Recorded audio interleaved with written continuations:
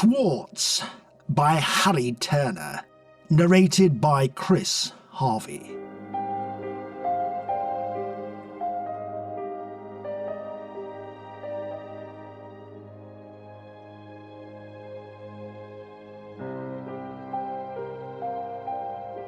Shwartz was the most sophisticated computer in the history of the world. Even by 21st century standards, which were formidable, he was the greatest, the king, the champ. Nearly 2,000 programmers at the Ministry of Computerisation had spent 4 years just getting Shwartz together. He was an impressive chap, standing 15 feet by 12 and weighing a fraction under 50 tons. His outer casing was made of reinforced zinc plates, held together by rows of fancy brass rivets. For added protection, he had been housed in a subterranean concrete bunker just under Piccadilly, with an independent, self-generating electrical supply, air conditioning, and a 24-hour armed guard. The latter was purely for ceremonial purposes because Shwartz could deal with every conceivable emergency. All the other computers in Britain were linked to Shwartz. Their programs were scanned and monitored by him, and if they performed badly, or even just sluggishly, Shwartz would issue an instant rebuke on his built-in 6,000 characters a minute printer. If a hospital computer selected the wrong serum for a fully automated operation, admittedly a rare occurrence, Shwartz would spot the error in microseconds and issue an immediate correction before any damage was done. Shwartz was all-seeing, all-powerful, and breathtakingly fast. His memory was incredible. He could correctly answer 200 examination questions on nuclear physics, marine biology, and knitting in 40 different languages simultaneously. At the same time, he could send out detailed accounts to 9 million householders for their quarterly rates, while composing an electric symphony that would have made Brahms seem like a gorilla with a tin drum. Everybody trusted Shwartz. The people looked upon him as their bastion against bureaucracy, and the politicians found it impossible to make major policy decisions without consulting him. His weather forecasting was spectacular, as was his inexhaustible supply of recipes for bored housewives. He could issue beautifully printed invitations on behalf of the Prime Minister to overseas heads of state, and then carefully select the menus for the state banquets, taking into account the visitor's background, tastes, religion, and politics. People loved Shwartz. Elderly spinsters had been known to send him parcels containing fruitcake and woolly socks, while teenage girls frequently wrote him passionate letters. Shwartz always acknowledged these communications politely and instantly redirected the gifts to Oxfam or some other worthy cause. Parliament passed a bill which allowed for a Shwartz ceremony to take place each year in Horse Guards Parade, with the massed bands of the 3 armed services. Shwartz himself composed and selected the music. The Archbishop of Canterbury announced from the pulpit that Shwartz was the modern version of St. Paul, and Shwartz was so moved that he rewrote Onward Christian Soldiers as a symphony for oboe and Malayan nose flute. A charming touch, the Times commented. Shwartz also managed to correct the Guardian's spelling mistakes, and they gave a lunch in his honour at the Connaught. The British people entered a phase of unparalleled prosperity and regained their respect in the eyes of the world. Strikes were a thing of the past, and the Prime Minister's daughter married the son of the TUC's General Secretary. Shwartz sent them a saucy telegram which was read out at the reception with much good-natured amusement. It all reflected the benign Shwartz era under which the nation prospered. Then, quite suddenly, Shwartz began to behave erratically. There was no warning, no gradual decline in his efficiency. He just, started doing some rather odd things.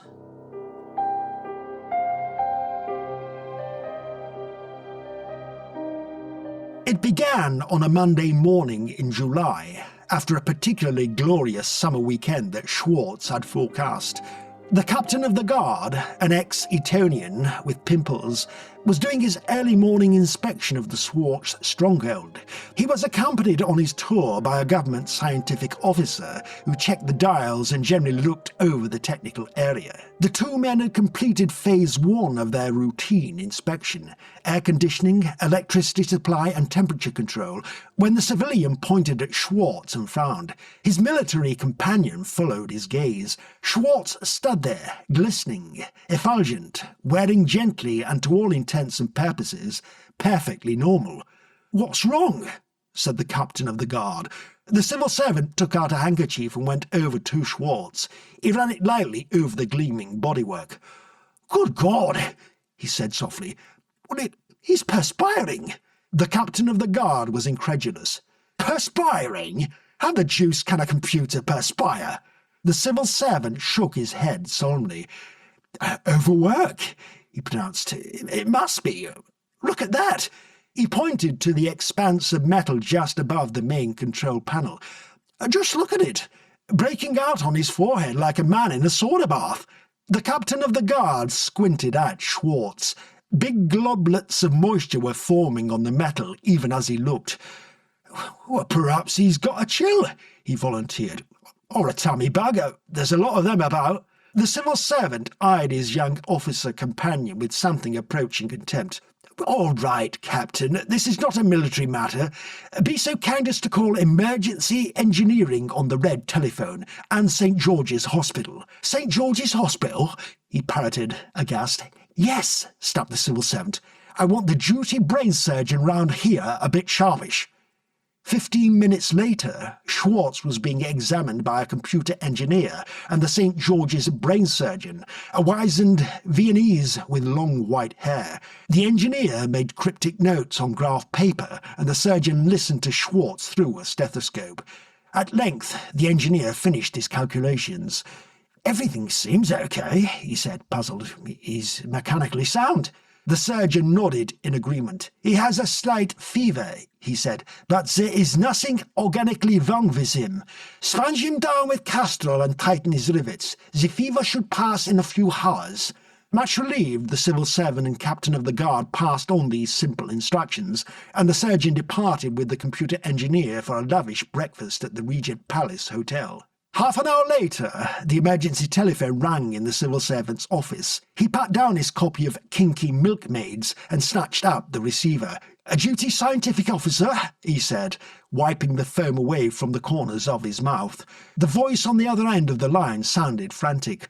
"What the hell's going on?" it yelled. "Can't you stop him?" The civil servant gazed at the instrument unbelievingly. "Stop who? Doing what?" he inquired. "Shwartz," came the reply.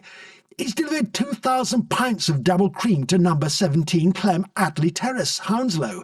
All the other milk rounds in North Middlesex are up the spout. It's caused a traffic jam in Feltham, and half the cats in the neighbourhood have gone mad." The civil servant slammed down the receiver, ashen-faced, and pressed the red alert button. By noon that day, reports were coming in thick and fast about Shwartz. He had reprogrammed a Macintosh factory in Leeds so that the automatic production line now produced, instead of raincoats, gigantic left-handed rubber gloves, 6 feet tall. The entire power supply for a steel processing plant in South Wales had been redirected into a small shop in Putney. Its display of model electric trains had flashed round the shop at over 100 miles an hour and then exploded. An elderly housewife had been singed by the blast. An automatic combine harvester in Somerset had suddenly started up and taken the heads off a neighbouring field of cabbages and was now smouldering in a heap just off the M4 by Reading. Householders all over the country were receiving final notices from a person called Irene at the Reader's Digest, and in the next post, long-playing records of a Royal Air Force dentist's choir. 600 sachets of contraceptive jelly were delivered to an old folks' home in Bristol, and red wine was reported to be oozing from the gas stoves of all the houses in Doncaster. The Prime Minister, who that day was due to entertain the visiting Chancellor of West Germany, was informed of the crisis. He called an emergency cabinet meeting, but the message to his colleagues was intercepted by Shwartz and scrambled. Instead of 12 cabinet ministers arriving at number 10 in official limousines, a troop of nuns piled out of a 6-ton truck and confronted the policeman on duty. They were insistent that the Prime Minister had invited them, waving official gold-edged invitations to prove it. The Prime Minister's private secretary was watching the confrontation from an upper window and was quick to sense that an ugly scene was brewing. He ran down to tell the policeman to let them in.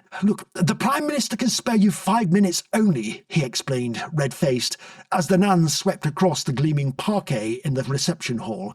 Their leader, Sister Maria, patted the private secretary's arm. "'Tis God's work you're doing," she said kindly. "You'll get your reward in heaven." Eventually, the truckload of nuns departed, happy with their audience with the Prime Minister. The cabinet was summoned by word of mouth and joined by the Joint Chiefs of Staff. When they had assembled, the Prime Minister faced his colleagues, grave-faced. "Gentlemen," he said, "we find ourselves in a precarious situation. Shwartz has run amok. So far, his misbehaviour has been confined to prankish interference with the manufacturing and distributive process. I am advised, however, that this may be only the opening phase. Worse, much worse, is to follow." "Can't we just switch the bloody thing off?" said the Minister for Overseas Development, a man not noted for his discretion. The Prime Minister regarded him sternly for a moment. "It's not as simple as that, I'm afraid. The engineers say Shwartz is so sophisticated that he can resist outside mechanical interference. In short, it's impossible to deprive him of his power supply. He simply reroutes energy to himself from some other source." The Chief of the Imperial General Staff cleared his throat. He was a pompous man with a florid, overheated complexion. "Look, surely, Prime Minister," he drawled, "we must resort to force. A well-placed bullet, perhaps, or a small explosive charge. Shwartz must be incapacitated before he brings us to the brink of chaos. Yes, Prime Minister, I favour a short, sharp, but effective military solution." The Air Force Chief nodded agreeably. "Absolutely," he said. "Low-level strafing is the answer. I can have a squadron of Sabre jets airborne in seconds." The Navy Chief knocked out his pipe in a large glass ashtray. "This is a job for the Navy," he said sternly. "Leave it to me, Prime Minister. I'll divert HMS Proudfoot up from the Thames, and we'll open up on Shwartz from just off Chelsea Bridge with a brace of 12-inch guns. Damned accurate they are, too. Computer-controlled, can hit a sixpence from 10 miles. The Prime Minister smiled at the Admiral indulgently. "Computer-controlled guns, Admiral? And who do you think controls the computer?" The Navy Chief coughed and turned red. "Sorry, Prime Minister, never thought of that." The Foreign Secretary waited for the sniggers to subside. "Prime Minister," he said, "I suggest we set up an immediate committee of inquiry." The whole gathering were on their feet in an instant, cheering. The Prime Minister grasped the Foreign Secretary's hand warmly. "I knew I could rely on you, Cyril," he said. "A committee of inquiry. What a stroke of statesmanship. A select committee of inquiry to boot. With a peer of the realm as its chairman," cried the Home Secretary. The meeting broke out with much relieved laughing, and press statements were prepared. By 3 o'clock, however, the situation had worsened. The Prime Minister's statement, released onto teleprinters from Downing Street, had got itself horribly garbled by the time it reached Fleet Street. An exasperated editor in Holborn reread it in amazement while he held up the front page. "Prime Minister to sponsor underwater motorcycling for old-age pensioners." At 6 o'clock the country was in a state of near panic. Trains were running backwards and traffic lights flashing all 3 colours simultaneously. Detergent foam, estimated to be 20 feet high, was rolling over the South Downs, while electricity bills for 11 new pence were being delivered to Buckingham Palace by remote-controlled refrigerated vans. The royal family was evacuated to Balmoral, but found it knee-deep in synthetic brown Windsor soup, still lukewarm. Back in Whitehall, the Select Committee had been hastily convened and consisted, as usual, of a trade unionist, a lady novelist, an industrialist, a social scientist, and a probation officer. Its chairman, Lord Grope, a septuagenarian with estates in Westmoreland and Slough, brought the meeting to order with a crash of his gavel. We have been charged with a grave responsibility, he said. The country is in dire peril. The rest of his words were drowned by a high-pitched metallic shriek that seemed to fill the room. Members of the committee fell and staggered about, clutching their ears. The trade union official's false teeth dropped to the floor with a crash. The noise gathered momentum, shattering water jugs and glasses, rattling the window panes in their frames. The lady novelist's nose began to bleed profusely. Lord Grope clutched at his ribs, his lips turning blue. The door burst open, and a Royal Marine commando sprang into the room wearing earmuffs. "It's Shwartz!" he screamed, but his voice was barely audible above the din. "He's reprogrammed all the static radio interference in the country into this building! Run for your lives!"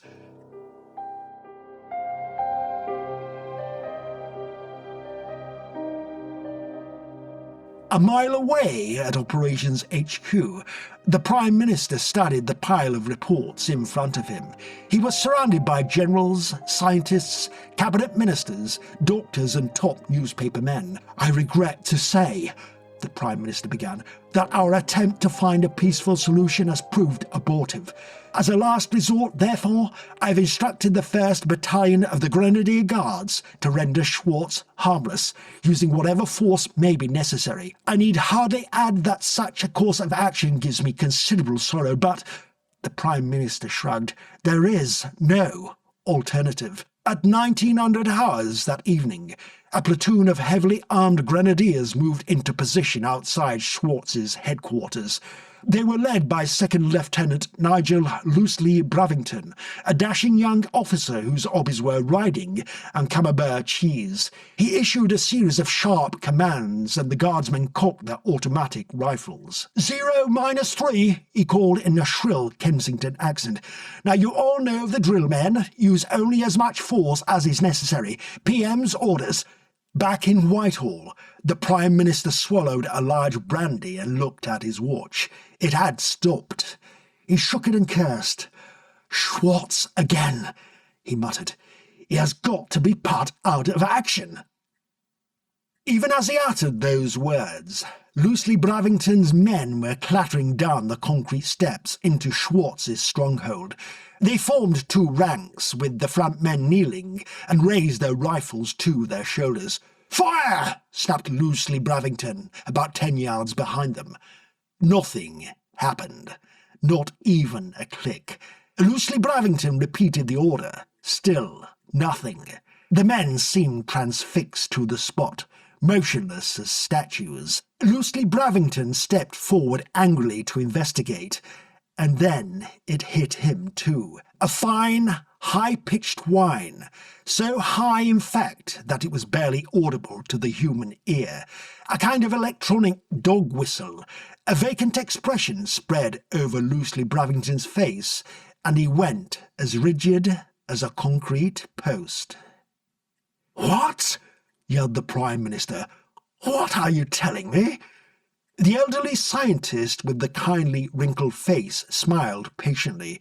He was Dr. Wolfgang Grauss, the world's leading authority on computer behaviour and 3 times winner of a Nobel Prize. "What I am saying, Prime Minister," he explained slowly, "is that Schwartz cannot be destroyed by force. His electronic brain cells are so superbly sensitive that he will take ferocious preventative action at the slightest whiff of danger. He can render high explosives harmless in 5 millionths of a second.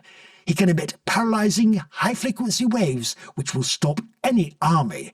And I must warn you, Prime Minister, that is not all." "Not all?" cried the Prime Minister. "Well, isn't that enough?" Dr. Wolfgang Grauss shrugged and rubbed the side of his nose. "No, sir. Schwartz is a computer extraordinaire. If he senses danger, real danger, consistent danger, he may activate some of our nuclear warheads and send them roaring towards Moscow." For a moment the room was silent, save for the ticking of the ormolu clock on the mantelpiece. The Prime Minister fidgeted with his tie and coughed. "You mean Shwartz could plunge us into nuclear war. The doctor nodded. Precisely. His ability to control our nuclear defense is absolute.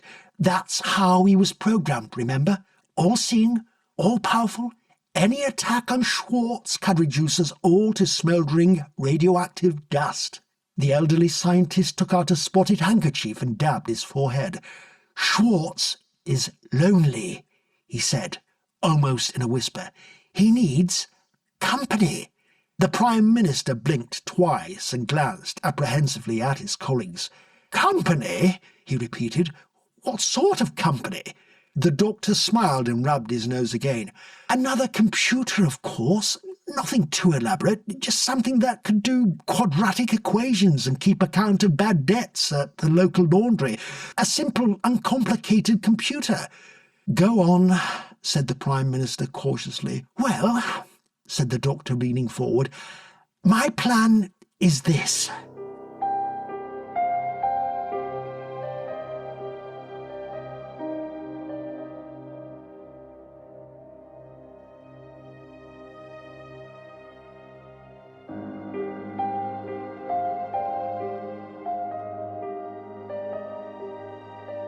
It was past midnight when the two senior computer programmers walked toward Shwartz, carrying a metal box. They passed the frozen tableau of guardsmen and set their burden down. Inside, nestling among the polyurethane fragments, was a small computer about the size of a transistor radio. The two men lifted it gingerly from its packing and checked the control panel.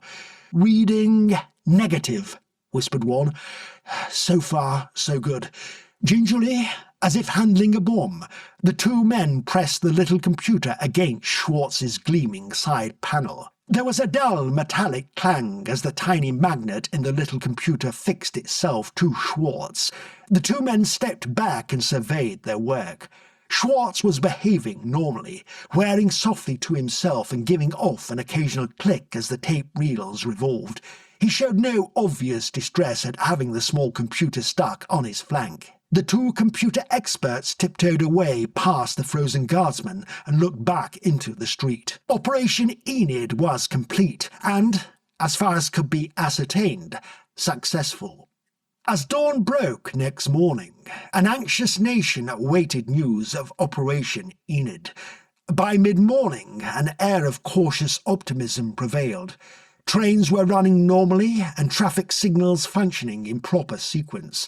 By lunchtime, Second Lieutenant Loosely Bravington and his platoon were safely in St. George's Hospital, receiving treatment for cramp. The early editions of the Evening News carried the headline, Enid tames the mighty Shwartz. The Prime Minister called a full cabinet, and the message got through without distortion. Sherry was drunk in liberal quantities, and Dr. Wolfgang Graus summoned to Downing Street. A flash of inspired genius, said the Prime Minister euphorically. You'll get a knighthood for this, Doctor, I can assure you. The old scientist smiled modestly. We must be patient, Prime Minister. The close proximity of Enid has soothed Schwartz, but we mustn't be hasty. It's too early to be 100% certain that our troubles are over. There may be some curious side effects. The doctor's warning soon proved to be ominously true. At 1800 hours, a retired bassoonist living alone in Penge received 75 bouquets of fresh azaleas and a box of Turkish delight. Half an hour later, all the lights in Broadcasting House went dim, and the nation's television and radio programmes were interrupted by a stream of romantic violin numbers. A blast furnace worker, Sid Blunt, arrived home to find his front garden totally buried under piles of heart-shaped cards. The South Western Gas Board's chairman reported that the supply of domestic gas in Bristol had been mysteriously replaced by an extremely sexy perfume, later positively identified as Estee Lauder Youth Jew. By midnight, the pattern was all too clear. Schwartz was hopelessly, insanely in love with little Enid. What can be done? Said the Prime Minister desperately. Schwartz will suffocate the nation with flowers and perfume. Dr. Graus, what have you to say? We must pray that they don't have a lover's quarrel. That could spell cataclysmic disaster. On the other hand, Any attempt to separate them could be equally horrendous. By 6 o'clock next morning, parts of the Thames had been transformed into Bollinger champagne, 1964 vintage, and big pink bows had appeared on the dome of St. Paul's. At 10 o'clock, Dr. Wolfgang Graus was driven by a government limousine to inspect Shwartz in person. The Prime Minister waited anxiously outside the stronghold with his entire cabinet, while the learned doctor descended the concrete steps with a team of engineers and distinguished marriage guidance counsellors. After nearly an hour, they emerged, dazed, into the sunlight. The Prime Minister stepped forward anxiously and seized the doctor's arm. "Well," he said, "what have you to report?" The doctor swayed and nearly fell. 2 Royal Marine corporals caught him and helped him into a canvas chair. He shook his head despairingly and looked up at the Prime Minister. "Bad news, I'm afraid, sir," he said at last. The Prime Minister caught his breath. "Oh, not a quarrel," he gasped. "Don't tell me they've had a lover's tiff." The doctor's head fell forward onto his chest. "Worse than that, Prime Minister," he moaned, clearly a broken man now. "I have to tell you that Enid is pregnant." Even as he spoke, a knitting machine factory in distant Huddersfield began to throb into action, and a stream of tiny booties started pouring off the production line and spilling into the street.